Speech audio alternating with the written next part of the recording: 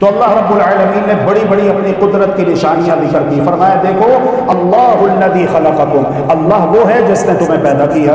ثم رزقکم, اللہ وہ ہے جس نے تمہیں رزق دیا. ثم یمیتکم, اللہ وہ ہے جو تمہیں فوت کرے گا. اگر ساری دنیا مل کر کسی کو مارنا چاہے نہیں مار سکتی جب تک اللہ کا حکم نہ ہو. اللہ وہ ہے جو تمہیں دوبارہ زندہ کرے گا قیامت کے دن.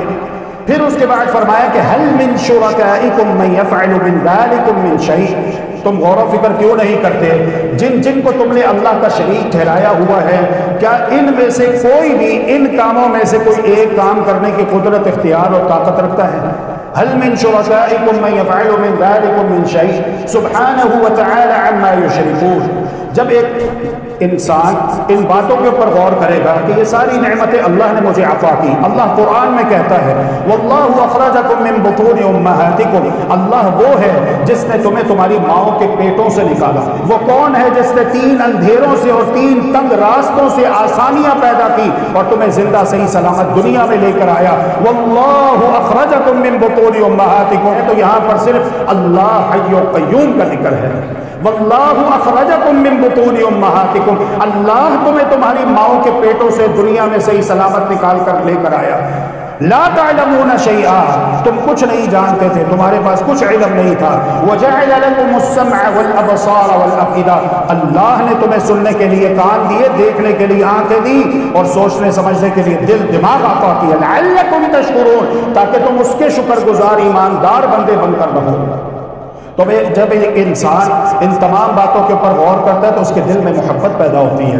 پھر وہ انکار کرتا ہے, پھر اسے کسی قبر پہ جانے کی ضرورت نہیں, اسے کسی دربار پہ جانے کی ضرورت نہیں, اسے کسی مزار پہ جانے کی ضرورت نہیں, اسے کسی خانقاہ اور آستانے پہ جانے کی ضرورت نہیں. وہ نماز پڑھتا ہے تو بار بار پریکٹس کرتا ہے اللہ اکبر اللہ اکبر اللہ اکبر. رکوع سے سر اٹھاتا ہے تو کہتا ہے سمع اللہ لمن حمدہ, سن لیا اللہ نے جس کی میں تعریفیں بیان کرتا ہے. اس لیے میرے پیارے مسلمان بھائی اور بہنوں, اللہ کے لیے دین کو سمجھو, دین کو سمجھو.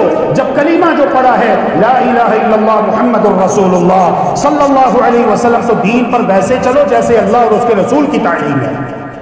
نماز کے بعد اپنے جگہ پر بیٹھے رہنا چاہیے. محمد الرسول اللہ صلی اللہ علیہ وآلہ وسلم ارشاد فرماتے ہیں نمازی نماز پڑھنے کے بعد جتنی دیر تک اپنی نماز والی جگہ پر بیٹھا رہے گا باوضو, فرشتے اس کے لیے دعائیں کریں گے. اللہم اغفر لہ, اللہ اس کو معاف کر دے.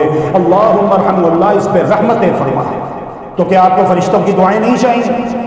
خطبے کے دوران تنکا نہیں چھونا چاہیے, گردنیں نہیں پھلانگنی چاہیے. اگر آپ کو شوق ہے آگے آگے بیٹھنے کا تو جلدی آئیے. اب جو لوگ پہلے آئے ہوئے ہیں آپ ان کی گردنیں پھلانگتے. محمد الرسول اللہ صلی اللہ علیہ وسلم نے وعید بیان کرتے ہوئے ارشاد فرمایا ہے کہ جو خطبے کے دوران گردنیں پھلانگے گا وہ گویا کہ جہنم کی طرف پل بنا رہا ہے.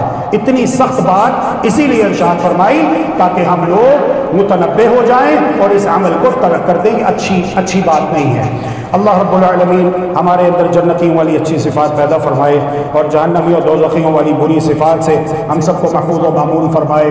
ان اللہ و ملائکتہ یصلون علی النبی یا ایھا الذین آمنوا صلوا علیہ وسلموا تسلیما. اللهم صل علی محمد وعلی آل محمد كما صليت على إبراهيم وعلى آل إبراهيم إنك حميد مجيد. اللهم بارك على محمد وعلى آل محمد كما باركت على إبراهيم وعلى آل إبراهيم إنك حميد مجيد. اللهم أعز الإسلام والمسلمين وأذل الشرك والمشركين ودمر على أعدائك أعداء الدين واجعل اللهم هذا البلد آمنا مطمئنا سخاء رخاء.